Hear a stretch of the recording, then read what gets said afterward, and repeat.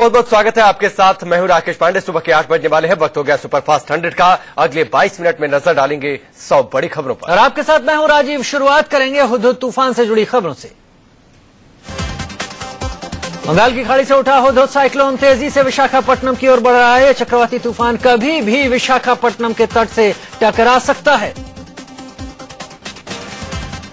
हुदहुद तूफान 180 किलोमीटर प्रति घंटे की रफ्तार से आगे बढ़ रहा है। इस चक्रवाती तूफान के आने से ठीक पहले विशाखापट्टनम में बारिश शुरू हो गई। हुदहुद तूफान के आने से पहले ही कई इलाकों में भारी बारिश और आंधी तूफान शुरू हो गया। तेज तूफान के चलते विशाखापट्टनम के कई इलाकों में जगह जगह पेड़ टूटकर रास्ते में गिर गए। मौसम विभाग के मुताबिक हुदहुद तूफान आज सुबह करीब 10:30 बजे तक विशाखापट्टनम के समुद्री तट से टकराएगा। इस महातूफान से 20 लाख लोगों के प्रभावित होने की आशंका है।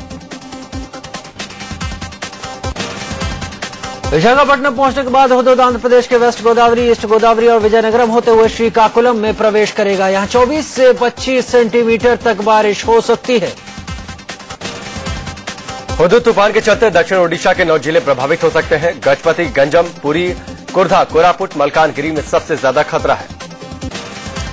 हुदहुद चक्रवात से खतरे से निपटने के लिए लोगों को नुकसान से बचाने के लिए आंध्र प्रदेश और ओडिशा में हाई अलर्ट है। तटीय इलाकों से लाखों लोगों को सुरक्षित स्थानों पर पहुंचाया जा रहा है। हुदहुद महातूफान की आशंका को देखते हुए पूर्वी रेलवे ने 38 ट्रेनें रद्द कर दी हैं, जबकि इस ट्रेनों का रूट बदला गया है। रेल यात्रियों के लिए जरूरी सुविधाएं मुहैया कराई जा रही हैं। किसी भी आपातकालीन स्थिति से निपटने के लिए भुवनेश्वर रेलवे स्टेशन पर ही अस्थायी अस्पताल बनाया गया है, जहां किसी भी इमरजेंसी के हालात से निपटने की पूरी तैयारी है। हुदहुद से निपटने के लिए ओडिशा के मुख्यमंत्री नवीन पटनायक ने शीर्ष अधिकारियों के साथ बैठक की। मीटिंग के जरिए मुख्यमंत्री ने हुदहुद से निपटने के लिए की जाने वाली तैयारियों का जायजा लिया। राहत और बचाव के लिए नौसेना ने एयर स्टेशन INS डेगा पर 6 विमान तैयार रखे हैं। NDRF की टीमें पहुंच चुकी हैं। गोताखोरों के 30 दल और अतिरिक्त राहत सामग्री के साथ 4 सैन्य दल प्रभावित इलाकों में तत्काल सहायता के लिए तैयार है। पूर्वी नौसेना कमान हालात पर नजर बनाए हुए है। कल हुदहुद झारखंड की सीमा में होकर गुजरेगा। जमशेदपुर और चाईबासा इस चक्रवाती तूफान से सबसे ज्यादा प्रभावित होंगे। यहां भारी बारिश और तेज हवाएं चलेंगी। पीएम नरेंद्र मोदी ने हालात से निपटने के लिए तैयारियों की समीक्षा की। बैठक में पीएम को अब तक उठाए गए कदमों की जानकारी दी गई। बताया जा रहा है पीएम ने गृह मंत्री से राज्यों के सीएम के संपर्क में रहने को कहा है। बीती रात पाकिस्तान ने फिर अरनिया सेक्टर में BSF की 3 पोस्ट पर फायरिंग की। RSपुरा सेक्टर में भी पाकिस्तान की तरफ से फायरिंग की गई। फायरिंग में एक नागरिक के घायल होने की खबर है। 2 दिन की शांति के बाद पाकिस्तान ने कल दिन में भी सीज फायर का उल्लंघन किया। पड़ोसी मुल्क ने जम्मू कश्मीर के पुंछ में LOC पर भारत की 4 चौकियों पर फायरिंग की। पाकिस्तानी सैनिकों ने शनिवार दोपहर 1 बजे से 6 बजे तक पुंछ जिले के बर्बाद सेक्टर में भारत की चौकियों पर गोलीबारी की। पाकिस्तानी फायरिंग में 2 घरों को भी नुकसान पहुंचा है। पाकिस्तानी रेंजर्स ने सियालकोट की सीमा पर भारतीय गोलीबारी को एक युद्ध की तरह बताया है। रेंजर्स के महानिदेशक मेजर जनरल ने कहा कि भारत केवल संघर्ष विराम उल्लंघन नहीं कर रहा, बल्कि वो छोटे स्तर का युद्ध कर रहा है। शांति का नोबेल पुरस्कार जीतने वाले समाजसेवी कैलाश सत्यार्थी के दिल्ली स्थित दफ्तर पर जमकर जश्न हुआ। कालकाजी इलाके के उनके ऑफिस के बाहर लोगों ने कैलाश सत्यार्थी को खुशी के मारे कंधे पर उठा लिया। कैलाश सत्यार्थी अपने प्रशिक्षकों की खुशी देख खुद को नहीं रोक पाया और उन्होंने भी लोगों के साथ जमकर डांस किया। कैलाश सत्यार्थी के साथ उनकी बेटी अस्मिता और उनकी पत्नी भी खुशी के इस पल में शरीक हुई। कैलाश सत्यार्थी को मिले नोबेल पुरस्कार की खुशी दोनों ने डांस करके जाहिर। प्रधानमंत्री मोदी कल शाम नोबेल पुरस्कार जीतने वाले कैलाश सत्यार्थी से उन्होंने मुलाकात की। मुलाकात पीएम आवास पर हुई। पीएम ने सत्यार्थी को शॉल भेंट की। पीएम नरेंद्र मोदी आज महाराष्ट्र में 5 जनसभाएं करेंगे। पीएम की JWNR, पंढरपुर, तुलजापुर, नांदेड़, ठाणे और मुंबई के बोरीवली में रैली होगी। कांग्रेस उपाध्यक्ष राहुल गांधी की महाराष्ट्र में 2 रैलियां हैं। राहुल नागपुर के रामटेक और बुल्ढाना में जनसभाएं करेंगे। शिवसेना सुप्रीमो उद्धव ठाकरे की आज मुंबई के बांद्रा में रैली है। वहीं एनसीपी प्रमुख शरद पवार आज घाटकोपर में जनसभा करेंगे।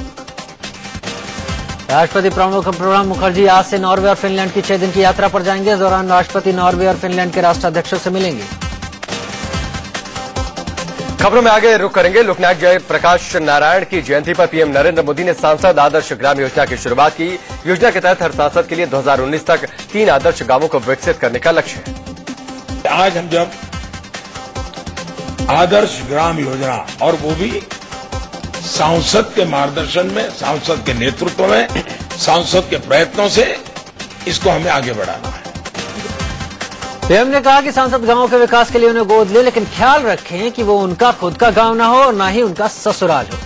अब बारी है। सिर्फ एक शर्त रखी है मैंने, वो शर्त ये रखी है कि ये उसका अपना गांव नहीं होना चाहिए या अपना ससुराल नहीं होना चाहिए।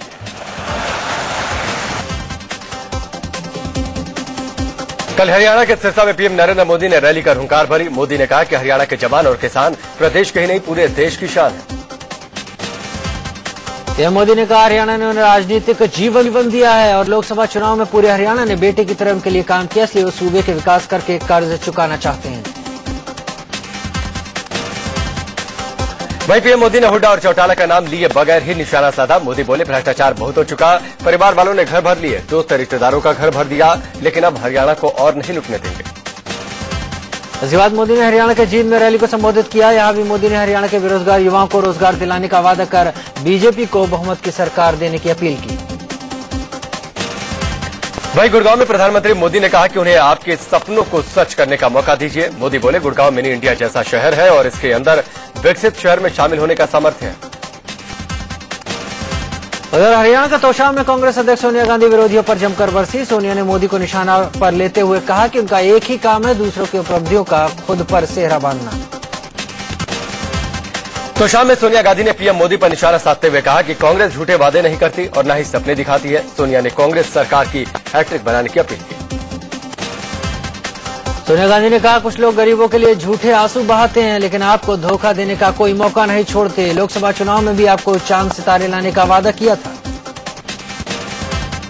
महाराष्ट्र के ब्रह्मपुरी में कांग्रेस अध्यक्ष सोनिया गांधी ने पीएम नरेंद्र मोदी पर जमकर निशाना साधा। उन्होंने कहा कि कांग्रेस लोगों को झूठे सपने दिखाने में भरोसा नहीं करती।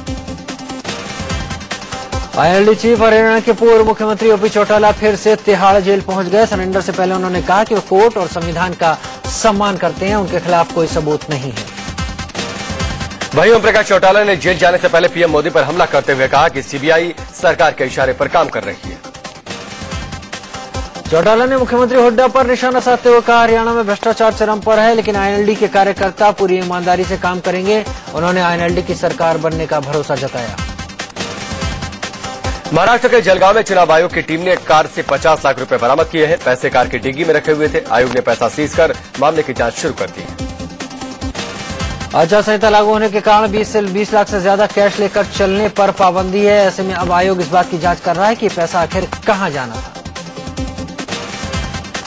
एनसीपी नेता आर पाटिल ने चुनाव से पहले शर्मनाक बयान दिया है। पाटिल ने एमएनएस उम्मीदवार के खिलाफ रेप का केस दर्ज होने पर कहा कि रेप करना ही था तो चुनाव के बाद करते।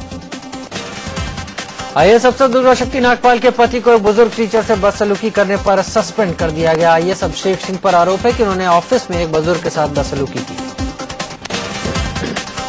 लखनऊ में बीजेपी अल्पसंख्यक मोर्चा के कार्यकर्ताओं ने कैबिनेट मंत्री आजम खान का पुतला फूंका। मोदी के खिलाफ बयानबाजी से नाराज कार्यकर्ताओं ने विधानसभा के सामने जमकर हंगामा किया। भारतीय हिंदू यूनिवर्सिटी में छात्र संघ चुनाव बहाली की मांग को लेकर छात्र नेताओं ने स्मृति ईरानी का पुतला फूंका।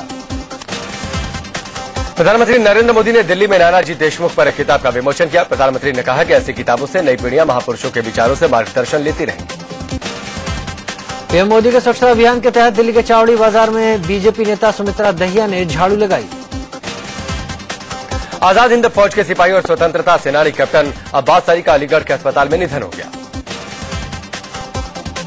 दिल्ली के वसंतकुंज में नेल्सन मंडेला मार्ग पर देर रात एक होंडा सिविक कार बेकाबू होकर डिवाइडर पर चढ़ गई। कार में 3 लोग सवार थे। हादसे के बाद गंभीर स्थिति में घायल 2 लोगों को फौरन अस्पताल पहुंचाया गया। इस भीषण हादसे के बाद गाड़ी की सूरत कैसी है, यह आप तस्वीरों में देख सकते हैं। कार के परखच्चे उड़ चुके हैं। तस्वीरों में आप कार की हालत देख सकते हैं। कार ने जिस खंभे को टक्कर मारी वो भी टूटकर गिर गया। डिवाइडर पर बना लोहे का जाल भी टूट चुका है। रोड पर कई जगह कार के शीशे बिखर गए। हादसे की खबर मिलते ही पुलिस भी मौके पर पहुंच गई। क्रेन के जरिए गाड़ी को खींच कर ले जाया गया। दिल्ली के कनॉट प्लेस में देर रात पुलिस और बदमाशों के बीच 5 राउंड गोलियां चली। दोनों तरफ से हुई फायरिंग में एक सिपाही जख्मी हो गया।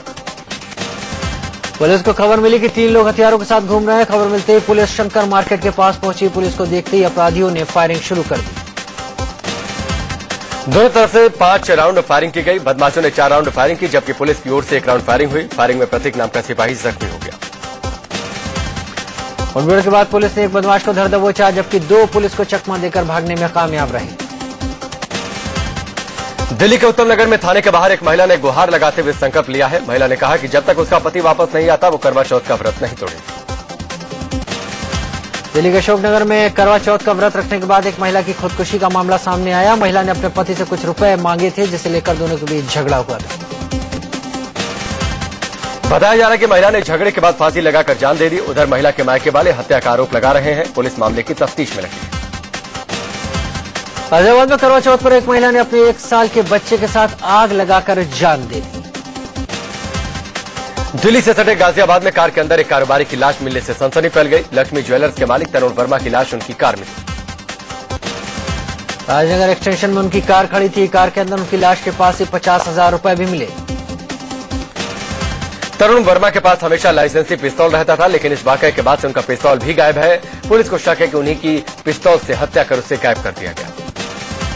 दिल्ली सड़क मुरादनगर के नूरगंज इलाके में एक शख्स ने अपने ही 2 बेटों को जंजीरों में बांध रखा था। खबर मिलते ही पुलिस ने दोनों को पिता की कैद से आजाद कराया।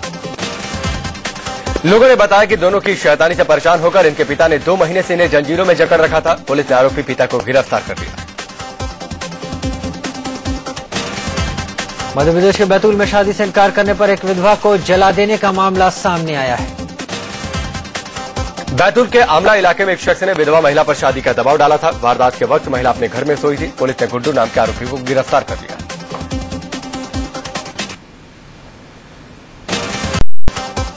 एमपी के बैतूल में मेडिकल स्टोर के अंदर चोरी की तस्वीरें सामने आई। चोर शटर का ताला तोड़कर बड़े आराम से स्टोर के अंदर दाखिल हुआ और सारे गले पैसे निकालकर फरार हो गए। गले से सारे पैसे निकालने के बाद ये चोर स्टोर का सामान वैसे ही रख देता है जैसा पहले रखा हुआ था। वारदात की खबर लगते ही दुकान के मालिक कमलेश साकरे ने चोरी की रिपोर्ट लिखवाई। मध्य प्रदेश के सतना में ट्रक और ट्रेलर की जोरदार भिड़ंत के बाद ट्रक ड्राइवर और हेल्पर गाड़ी में ही फंस गए। आज से खबर मिलते ही आसपास के लोग मौके पर पहुंच गए। कड़ी मशक्कत के बाद दोनों को अस्पताल पहुंचाया गया। असम के उदलगुड़ी में एक नाबालिग बच्ची की रेप के बाद हत्या कर दी गई। यूपी के शाहजहांपुर में 10 साल की नाबालिग बच्ची को अगवा कर उसके साथ रेप की वारदात को अंजाम दिया गया। लखनऊ के ट्रांस गोमती इलाके में असलहे की नोक पर बदमाशों ने एक व्यापारी से 35 लाख रुपए लूट लिए। यूपी के मुजफ्फरनगर में बदमाशों ने पीएनबी का ब्रांच का एटीएम काट कर 24 लाख रुपए लूट लिए। बदमाशों की करतूत बाहर लगे सीसीटीवी कैमरे में कैद हो गई। सीसीटीवी फुटेज के आधार पर पुलिस बदमाशों की तलाश में लगी। इंदौर में दवा व्यवसायी से नकाबपोश बदमाशों ने 4 लाख रुपए लूट लिए।